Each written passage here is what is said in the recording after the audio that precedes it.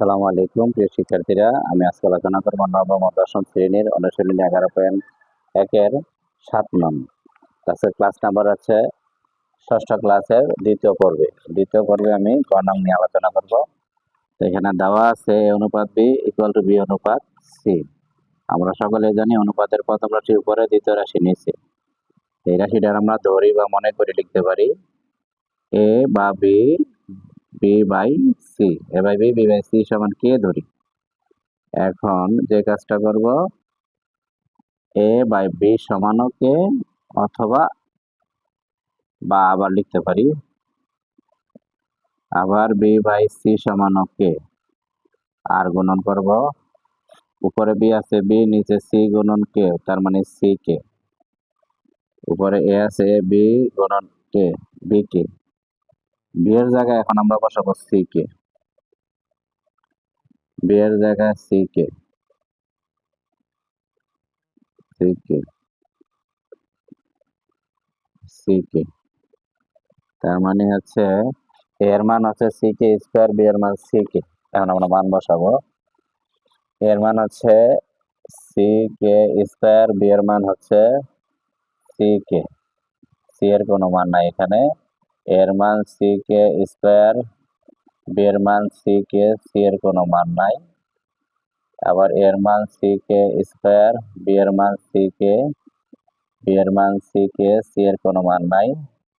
C এর মান হচ্ছে নাই, এর মান সি কে স্কোয়ার। এখন এখানে সি 1 2 3, তার মানে সি কিউব। কে 1 আর 2 3, তার মানে কে পাওয়ার কিউব বা কে কিউব। সি এখানে সব জায়গায় সি আছে, আমরা সি কমন নিতে পারি। সি কমন নেওয়ার পর কে স্কোয়ার থাকে আর শুধু কে থাকে। ডানে সি কমন নেওয়ার পর কিছু না থাকলে আমরা 1 লিখবো।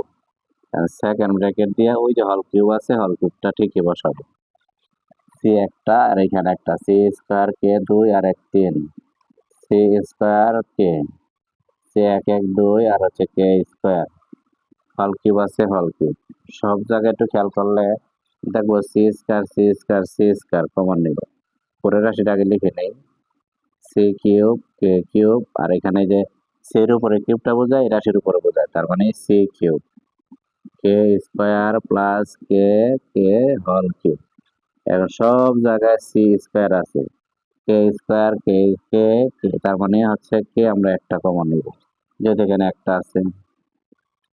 কমন নেওয়ার পর কে স্কোয়ার থাকে আর হচ্ছে সি স্কোয়ার কে কমন নেওয়ার পর শুধু 1 থাকে। সি স্কোয়ার কে কমন নেওয়ার পর এখানে কে একটা থাকে। হল কিউব আছে, হল কিউব। এইখানে সির উপরেও কিউব বোঝায়। সব জায়গায় সি কে কমন নেওয়ার পর এখানে সি ছিল 3 আর 2 5, এখানে আমরা একসাথে গুণ করলে সি বেশ সমান হলে পাওয়ার গুলা যোগ করতে হয়। পাওয়ার এখানে 3 আর 3 6, তার মানে সিটিতে পাওয়ার 6 আর কে কিউব। উপরে আছে কে স্কোয়ার কে প্লাস 1 হল কিউব। এখানে পাওয়ারে পাওয়ারে গুণ হয়, 2 গুণন 3, তার মানে 3 2 6। আবার কে এর উপরও কিউব, কে কিউব কে স্কোয়ার সাজিয়ে লিখি কে, তারপর হচ্ছে 1 লিখি, যেহেতু উপরের রাশির সাথে মিলে যাবে। একটু খেয়াল করলে দেখবো এই রাশির সাথে এই রাশি হুবহু মিলে গেছে, তার মানে একই রাশি দ্বারা ভাগ করলে ভাগফল 1 হয়। যেমন 5 দ্বারা 5 এর ভাগ করলে 1 হয়, মানে 1 হয়।